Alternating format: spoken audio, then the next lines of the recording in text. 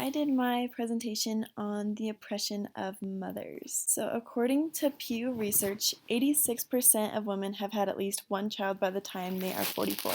The history of oppression of mothers. Throughout history, women have typically been scrutinized that a woman's place should be in the home. So according to Pew Research, in 1990, only 6% of women worked outside the home. In 1967, 51% of women worked outside the home. And in 2019, 72% of mothers were employed either full-time or part-time.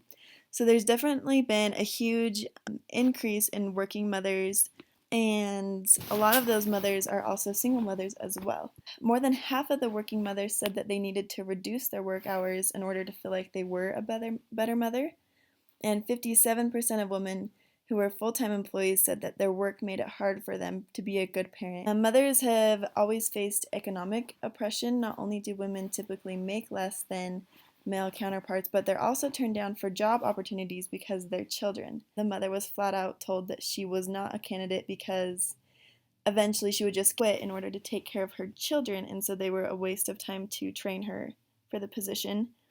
And according to a study done by Science Magazine, women who didn't have children were 2 times more likely to be called for an interview.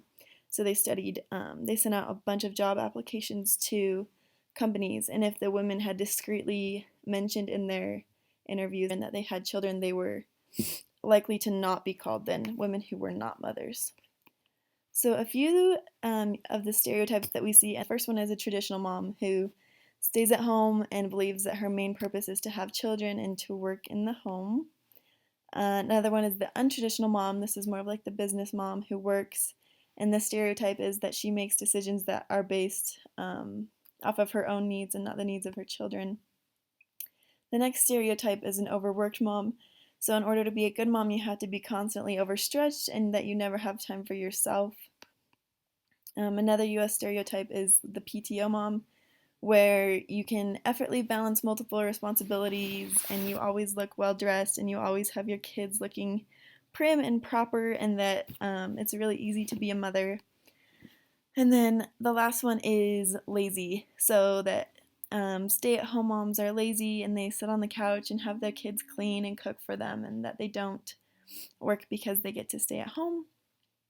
And then some stereotypes that are found around the world is in China there's the tiger mom, which is accused of being overbearing and highly controlling and super strict towards their children. And in Latin America they have a stereotype that if a mother works outside the home, she's too masculine and she has too many masculine hormones, and that she doesn't have any feminine hormones in order to take care of her children. So in Gorski text, how working mothers find it difficult to have parent-teacher conferences or teacher meetings, extracurricular activities, classroom activities, and volunteer hours because those are held during their typical workday. So they find it hard to participate in their children's classroom and education, as much harder for a mom that is a stay-at-home mom.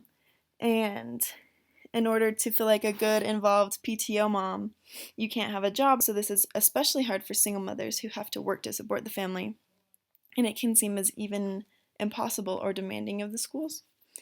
Many of the anti-oppressive policies that are now available in school, we read about this in the Howe and Lacey textbook in Chapter 8, how the early stages of our nation's education, girls were usually taught about homemaking and how to be a stay-at-home mother, and that was part of their curriculum. But now we see in our schools today that they have the same curriculum, which is a huge jump in anti-oppressive policies. And another thing that kind of goes against that is how many girls are taught that the only way they can use their academic talents is to attend a college and a university so that they can get a good job and earn a paycheck.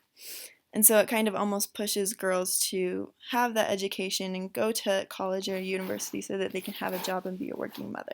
Education can help to support this anti-oppression, I think, by finding a good balance of not degrading women who want to be a stay-at-home mom and neither degrading women who want to pursue a higher education. So there's just a balance between helping women choose the best choice for them. And one way that we can support current women is to encourage them to participate in their child's education regardless of their current status, if they're a stay-at-home mom or a single mom or a working mom. And we talked about this in class, how we can have projects that mothers can help their students with after work.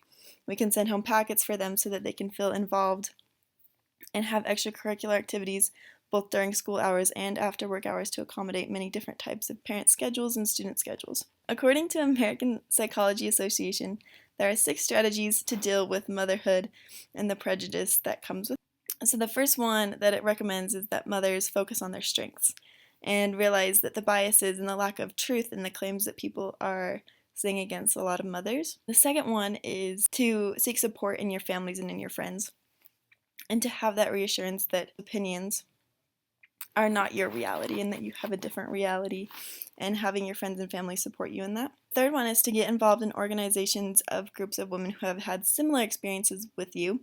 So you can either do this in person, or there are many online groups that can help with this as well.